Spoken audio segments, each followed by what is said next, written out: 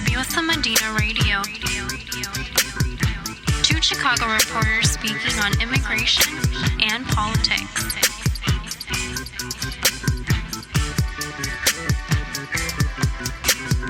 Rabiosa Medina Radio.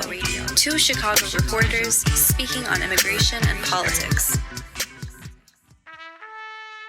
No person has the right to rain on your dreams. لا أحد يمكنه أن يحطم أحلامك. Nadie tiene el derecho de llover sobre tus sueños. Hi, this is Leslie. And this is Diane. And you're listening to Rabiosa Medina Radio. Thank you for tuning in to episode 2, Holding a Red Umbrella During COVID-19, where we will talk about how sex workers have been affected by the COVID-19 pandemic. So Diane, we recently had a live show and it was our first time on Instagram. How did you feel when we first started?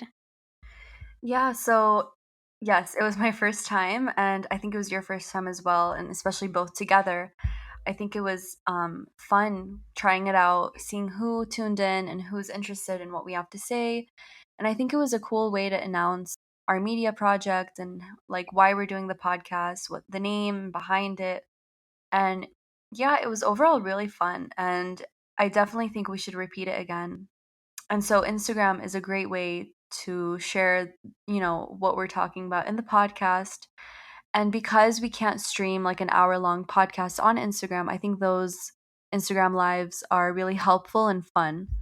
Yeah, they're so fun, and you get to engage with people like family, friends, and people just wanting to tune in. So, yeah, I think you learn. I think you learn from the process, and it's been very interesting. Yeah, for sure. Yeah, and I know you mentioned that it's hard to be comfortable in your skin, especially when you're starting a new project. Yeah, so I think all of us as teenagers were different than how we are in our 20s now. And for sure, like as I definitely developed my personality and my interests definitely in my college years and in my early 20s. And that's when I found who I am and what I love and what I want to dedicate my work to, or interests, hobbies, all of that. And yeah, for sure, I was definitely shyer than now. And now I speak up and I'm more confident. And I definitely have to say, journalism has made me more confident in writing and talking about issues that maybe I wouldn't have spoken about years ago. And yeah, it's something really fun. And I definitely, with supportive peers like our professors, especially Professor Edie Rubinowitz and Nissa Ree, made me more confident in pursuing journalism and speaking, even on an Instagram live or just writing in general. Yeah, both of those teachers that you mentioned are my mentors, and they taught me that sometimes you just gotta be yourself and report on what's happening and connect with the people that you are interviewing. Like right now, how we're doing this podcast and we're being ourselves and telling serious stories like the one that we're going to talk about today. I love that. Yeah, and so I also didn't feel comfortable in middle school throughout college. And it's when I started writing that I realized that this is something I really want to do. And it's a form of healing. I actually feel like I can, like I feel better when it's a bad day or when I just want to get my mind off something, when I'm stressed out or I feel anxious. And this project, like I said, is a form of healing. So I was in middle school and I was performing a Day of the Dead performance with my father. And I remember going on stage and singing a song called Kukurukuru Paloma. And it was a song that my grandmother sung to me when I was young, just to stop me from crying or feeling anxious. And so I think writing or any form of writing, whether it's like a lyric of a song or a poem or a news report, when you talk about things that you're passionate about, you just instantly notice that it's a form of healing. And yeah, that's how I started becoming confident when I started writing. Yeah, I mean, that memory with your father and grandma is definitely, definitely a very sweet memory that stays with you forever. And about confidence, confidence is key. If anything, that's like the most important, thing to me. Because if you're not confident, then you don't trust yourself. And if you don't trust yourself, then you're afraid of failing and you're not going to be able to do what you love or to pursue a career that you want. And yeah, confidence is key. Yeah, is there a way that you deal with anxiety? Yeah, so the way I deal with anxiety, especially with pressure from like either, too many errands or assignments or projects or, overwhelmed by reporting and the deadlines and everything, I definitely, repeat affirmations to myself to remember that everything's going to be okay and nothing is permanent. And this goes for anything, a rough day, a rough month, a rough year, a rough hour, anything to do with anxiety or worry.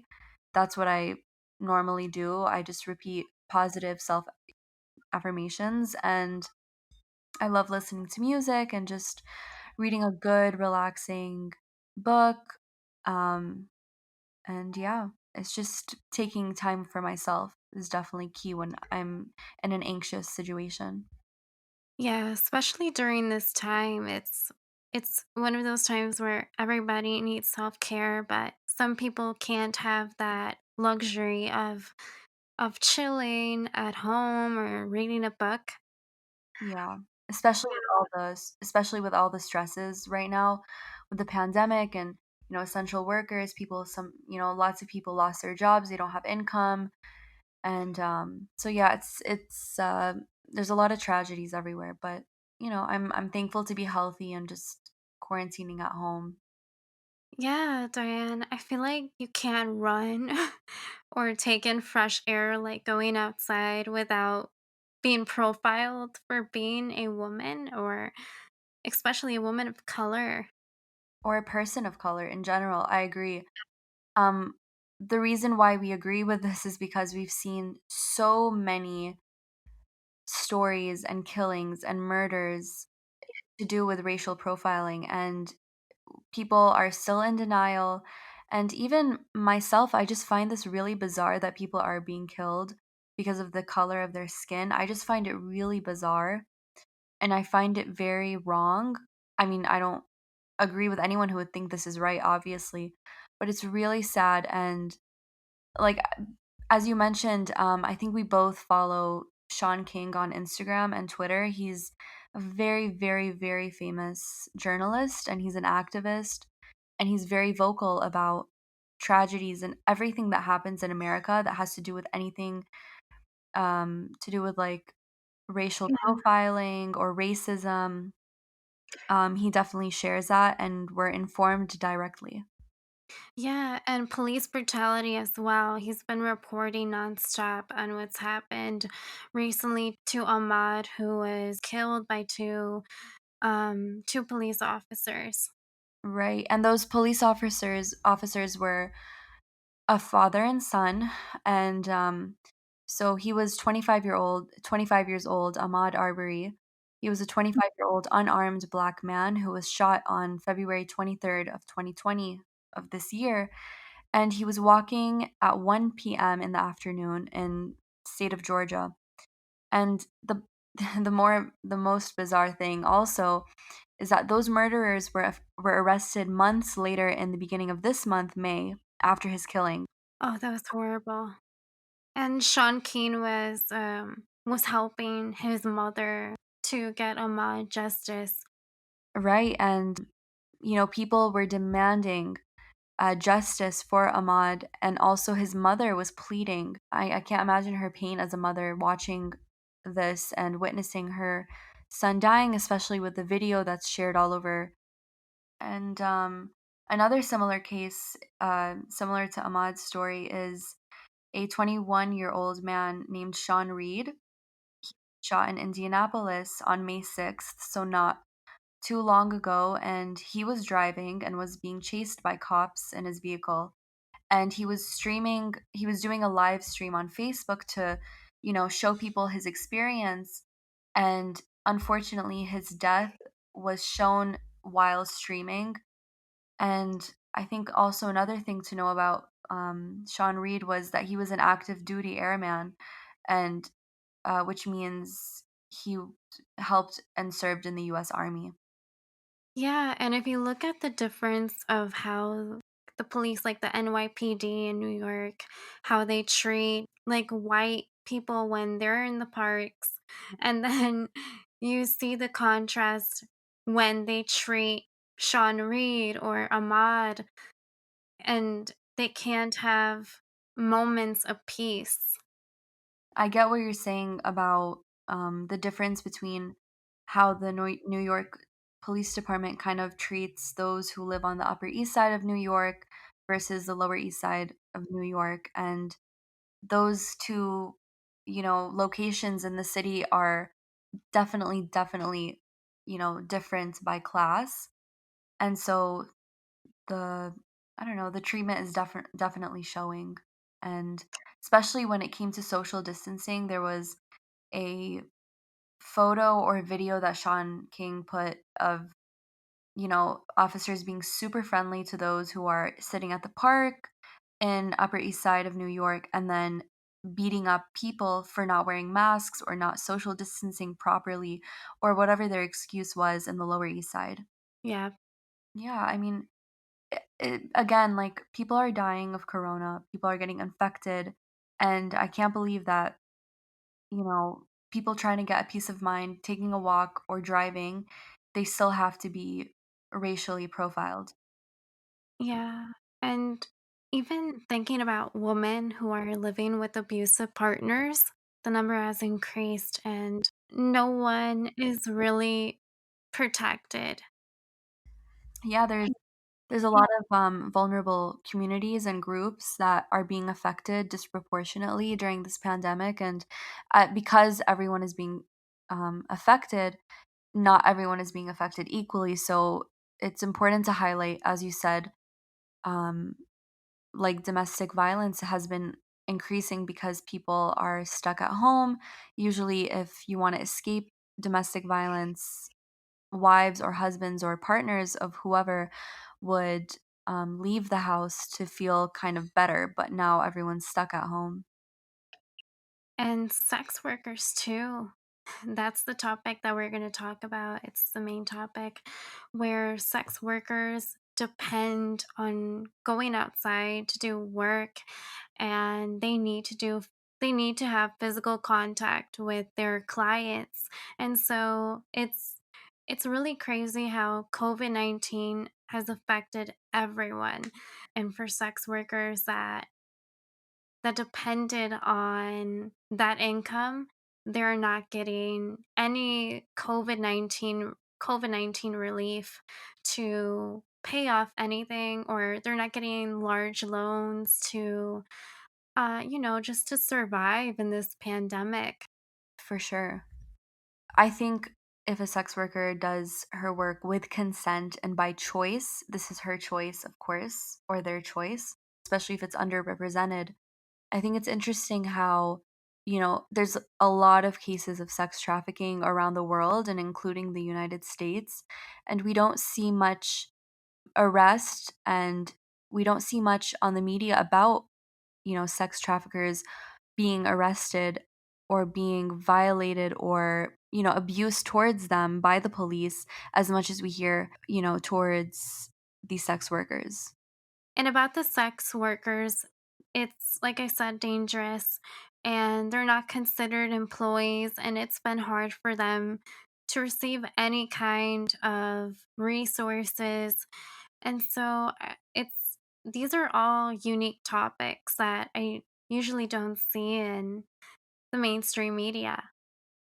And so, yeah, as you said, COVID-19 has affected many and has affected many of these sex workers, and it affects their work. And people are referring to virtual work, no matter what it is. This definitely causes controversy because not everyone is okay with, you know, having people put their pictures on the apps or advertisements. And there's just so much to know and learn about the sex working industry because people think that sex work is, a very nasty job. They think anything that's sexual is, they call them names. And I mean, sex work is considered illegal or nasty, but it is still a job where women are comfortable giving physical contact to beings and are comfortable with being, sexual and everything. And this is with their own consent we're talking about. Yeah. And so there's just a lot of restrictions to keep the virus from spreading, and sex workers have depended on online work like OnlyFans. OnlyFans is like almost like Instagram, but instead, sex workers post content and they can put a price, and those who follow them have to pay to see their content. So, we will talk to a guest to explain how sex workers have been affected because of COVID-19 and the current policies that are put in place to prevent sex workers from advertising content to not receiving COVID-19 relief. So we will talk to Phoenix Calida. Phoenix Calida is a former sex worker, public speaker, and podcast creator and host for a podcast called Wine Cellar Media. Phoenix is a queer Afro-Latina and survivor of sexual violence and police brutality. She currently lives in the northwest suburb outside of Chicago, the arena where she can speak out against xenophobia, racism, disparities in income distribution, and sex worker rights and human rights. She is also an advocate for speaking on mental health and healthcare access to vulnerable communities in Chicago. So, hello, Phoenix. Thank you for talking to us. Before we start, I just wanted to ask you more about yourself and your position or where you're working right now or what you're doing. Sure. So my name is Phoenix. I am originally from the west side of Chicago. I started in sex work when I was a teenager because I was a teenage mom and have been in and out of the industry ever since. Um, I am currently on the National Board of Directors for SWAP USA, which is a 501(c)(3) organization that reaches out to sex workers and tries to both educate and end and reduce stigma, as well as push for decriminalization of sex work and similar type policies. So originally, I had gotten introduced to sex work activism a few years ago, but I'm old, so it was a while ago. But I didn't really feel comfortable in those circles because everyone I was seeing was predominantly like cis het white women who were making way more money than I was and more money than I would ever make in the sex trade. And so it didn't really feel like an inclusive place for me. And then a couple years ago, I was able to get a scholarship from SWAP to go to a DC lobbying day. And with that, I thought that event was really amazing because it was a diverse range of sex workers. And there were sex workers there who were trans, and sex workers who weren't white, and sex workers who were undocumented, and sex workers who had disabilities. And, it was just a really inclusive and really diverse event. And so then I started really taking a hard second look at sex worker rights activism and seeing that, the movement has gotten more diverse and that it is designed for people like me, and that people like me do deserve a platform in the sex worker rights movement. And so then I, got closer affiliated with SWAP, and now I'm on the national board. So that's kind of how that happened. Yeah, just trying to change the face of sex workers' rights to make it more inclusive to more marginalized groups. Yes. So I read the article you wrote for Vice, and I just wanted to ask you about your experience talking to legislators in Capitol Hill. And I know you're very vocal on sex workers' rights. Can you tell me about the experience? So going to Capitol Hill was definitely interesting. I've never done any sort of lobbying like that before, but it was a great event overall. It was just really productive in terms of being able to talk to legislators. So basically, the goal of the event was this was after Sesta Fosta passed, and so The goal was to go there and talk about the side effects of Sesta Fosta and how it was hurting different sex work communities. And some, the offices of some lawmakers were very responsive, others weren't. But I think that overall it was definitely productive for us to go and sort of just have a presence as sex workers as a united group and saying, you can't pass this type of legislation without us because it's really hurting us, whether you're aware of it or not. And so, it was definitely a unique experience. I'm really glad that I went and did that. So and made a lot of, connections and friends along the way, so that was also great. Speaking of the SESTA FOSTA policy, do you think you can tell us a little bit more about the policy and how it's affected sex workers, and if that policy has changed? Sure, so Sesta Pasta is still in place, it has not been repealed. At the most they've done to change it right now is there's a bill to examine the impacts of Sesta Pasta, which isn't great, but I guess that's the best we're gonna be able to get right now. But what Sesta Fosta was designed to do was to prevent online sex trafficking. And so it created a lot of policies and laws and regulations. So now, essentially, talking about anything that would be considered to be promoting prostitution, quote unquote, is now illegal. And so this was supposed to be done to end sex trafficking, but in reality, what it's mostly done has made it difficult for sex workers to be able to advertise online. But something that, one of the other things that sex workers have traditionally done is have like bad date lists of clients who are, abusive or, overstay time or, just generally not great clients. And so those sort of lists right now are also technically speaking illegal to share. It's illegal to be sharing like tips and ideas and things about safety culture. Those sort of things are illegal in addition to actual online advertising. And so what this has ultimately done has pushed trafficking further underground because obviously people who are pimps and human traffickers, they're not going to stop what they're doing just because they can't advertise online anymore. And then, unfortunately, sex workers who used to advertise online who can't do it anymore are now primarily doing like street based sex work if they couldn't get into another form of online work, such as, like webcam work or doing phone work or something like that. And so the amount of sex workers doing outdoor work has dramatically increased because of Sesta Fosta. And of course, outdoor work is like fucking ridiculously dangerous, right? So you're at risk of police harassment and police abuse, and you're also at risk of just because you're working on the street of, being assaulted, being robbed, and assaulted both physically and sexually. And so the danger has just increased dramatically. And there's not really, with the way the laws are set up and the way the relationships between police and sex workers are, if you are assaulted while working on the street, you can't really go to police because you are now at risk of arrest yourself because technically you were committing a crime when you had a crime committed against you. So, yes, that's Fosta in a lot of ways has just created a lot of stress on the sex work community. So, based on your experiences on mobilizing for resources for sex workers, how are organizations like SWAP helping sex workers during COVID-19? I know you just said that sex workers are outside and that's very dangerous. Can you tell me more about that? Well, one of the things that we can do right now is trying to do, outreach to street-based workers, and so this includes like putting together, like different like kits of things to do. So it's like, condoms, like hand sanitizer, sanitizing wipes, things like that. In addition to trying to hand out food, when we, different places, if they have the money to hand out, they'll just hand out the money, handing out gift cards and things like that because it's, right now, I mean, always, but especially with COVID, if we can raise enough money so somebody can just, rent a motel room and be indoors for the night and not have to work at all, like that's the most ideal situation. We're trying to do those sort of things as much as we can. And, right now SWAP is, trying to give money to other organizations as well as give money to the chapters. SWAP, there's national SWAP, but there's also, chapters in various states. And we're trying to make sure that everyone is as funded as much as they can be. But just because Corona is such a sudden thing and it's a national thing, it's kind of difficult to get funding to do these things. And so, we're doing the best we can in that aspect, trying to keep everybody as safe as possible, but it's really hard. Yeah, and have there been stories about people that have been tested positive, sex workers that you know, or people that have died because of this virus?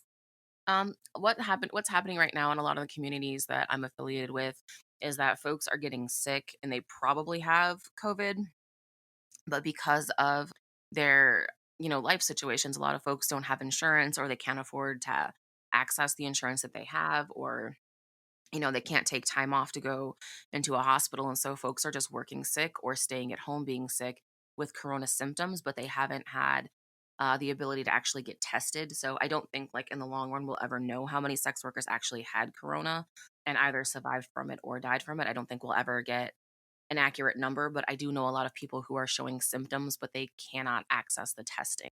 Yes. And are some sex workers restricted from receiving the stimulus check funds? A lot of sex workers will not qualify to get it because of the type of sex work they do, right? So you can't apply as a sex worker if the type of sex work you're doing isn't legal, like just off the bat. There's that. A lot of other sex workers have tried to apply. They said they haven't been able to get it.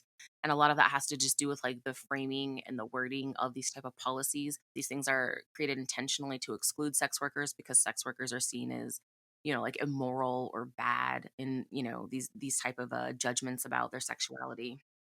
And so, overwhelmingly, most sex workers I know who've applied haven't been able to get it, even if the type of work they do is legal. So that's like people who work in, like porn, people who do who even own, like sex shops and sex education programs, things like that. Even those folks are getting denied.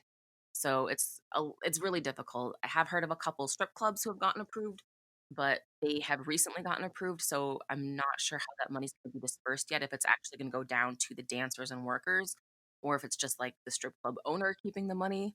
But overwhelmingly, it seems like most people who've applied have gotten denied. That's just really frustrating. And how do you and other sex workers that you organize with challenge the stigma of sex work to legislators?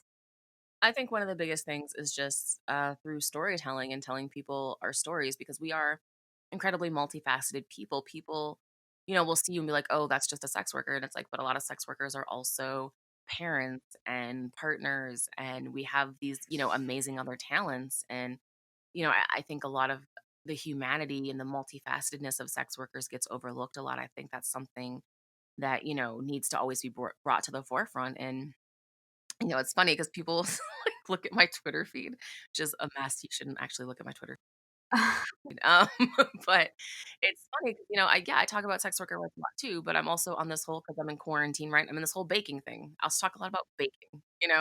But I just think that the sort of thing that sex workers do is because we are multifaceted people, and also the situations that created the pathways that led us into the sex work industry is often also times a lot of fascinating discussion, because it doesn't fit into the stereotypes of what people think sex workers are, or how sex workers behave, or what sex workers do, but we're regular people too. Yes. I just wanted to ask you, have you started an OnlyFans account, or do you see it being of good use right now? I personally do not use that. I know some folks who do, and it's kind of a toss up, honestly. There's folks who haven't gotten into it because that's just not the area of sex work that they're with, and so it's not necessarily something they would excel at. They don't necessarily have the tools, because you have to have, like, like the equipment and the clothing and the outfits and the persona and all that. And that's just not necessarily how some folks operate within the industry. And then, of course, also because a bunch of folks are trying to get into suddenly into online work because of COVID, and trying to avoid doing in person sort of sex work. So it's also a very saturated market in a lot of ways. And so for some people, it's been really successful. For some people, it's been able to replace their regular income. And for some people, they're not doing very well. But it really seems to be much more like on an individualized basis. So, because this pandemic is global and we're all getting used to this new type of normal, do you think there will be a change in how sex workers engage with clients, especially since the pandemic hit?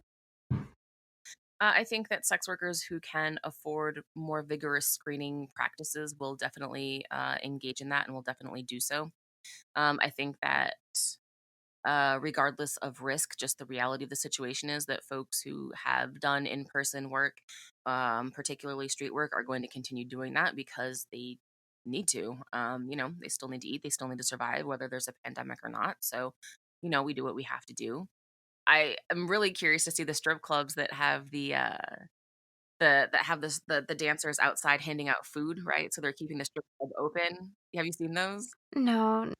Strip clubs where they have, like, the kitchens open, and so the customers are just, like, driving by picking up food, but there's, like, dancers outside dancing while they're handing out food. I'm okay with that. I would love to see that sort of, like, drive-through situation stay open. Oh my god. Love it. Um, but, I think overall it's gonna be, a lot more sex work is gonna be online and phone-based more so than it has been historically, but I in-person sex work isn't going anywhere. That's still gonna be a thing. Yeah. So, lastly, I just wanted to ask you about the red umbrella. So, the red umbrella signifies love and protection. What does the red umbrella mean to you, especially during this pandemic, or what you've learned throughout your experiences?